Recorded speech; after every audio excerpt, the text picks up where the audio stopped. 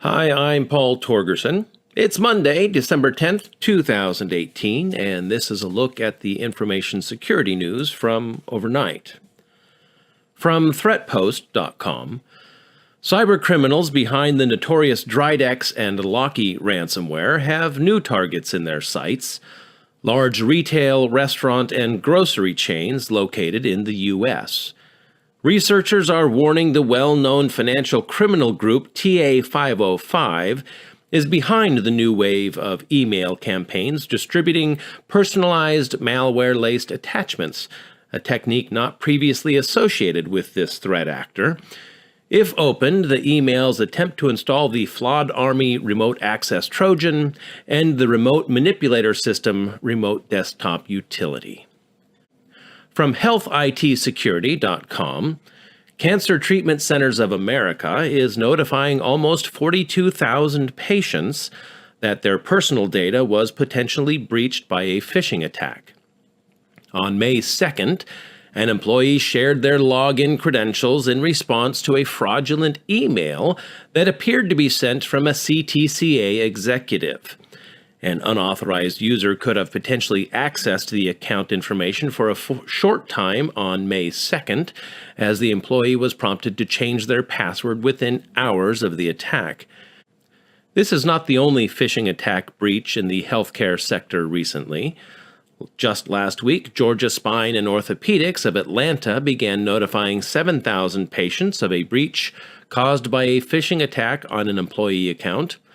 And New York Oncology Hematology began notifying 128,000 patients last month of a breach caused by 15 employees falling victims to a targeted phishing attack back in April.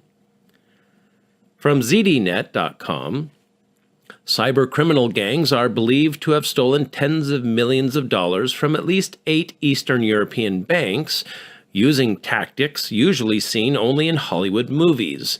These hacks consisted of cybercriminals entering bank offices as inspectors and leaving malicious devices connected to the bank's networks.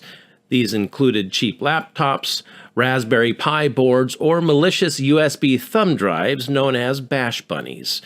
Hackers would utilize these to access the networks and scan for publicly shared folders or web servers and other computers with open access through which they could deposit malware, later leveraging said malware to steal funds from the bank's accounts. From threatpost.com, as facial recognition continues to gain traction in public use cases, Microsoft last week called for regulation of the technology, citing heightened concerns around privacy and consent. Over the past year, facial recognition technology has started to pop up in various government-related applications across the country, from police departments to airports. Most recently, the Department of Homeland Security unveiled a facial recognition pilot program for surveilling public areas surrounding the White House.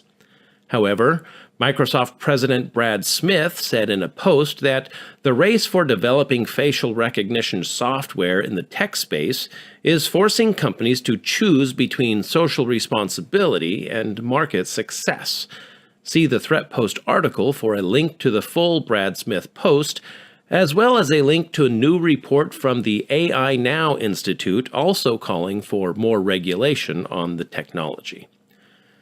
Last today, also from ThreatPost, a fake Volkswagen campaign is making its way across social media platforms, luring victims with promises of a free Volkswagen car giveaway, but instead redirecting them to third-party ad servers.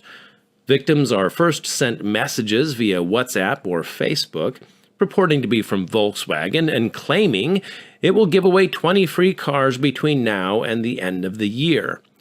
Targets of the scam are instructed to participate in the contest by clicking a link embedded in the message.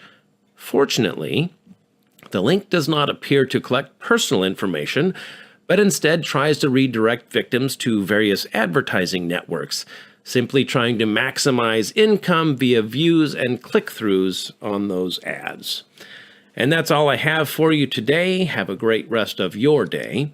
And until tomorrow, be safe out there.